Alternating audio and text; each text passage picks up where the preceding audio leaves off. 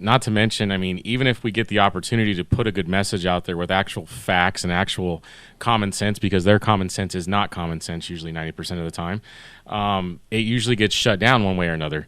Like with Facebook and stuff like that, if we try to spread an article like, oh, this concealed carry person, took down a guy that was, in the middle of committing a felony or in the middle of committing violence on another person, it gets shut out of social media because the algorithms, they don't want to hear about it.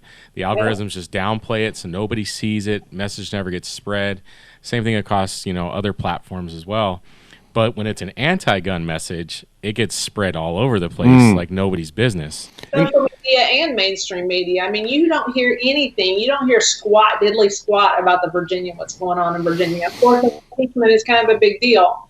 But I think it's also a big deal when you have 5,000 people show up at a board of supervisors meeting and trying to flip your county back to a 2A sanctuary.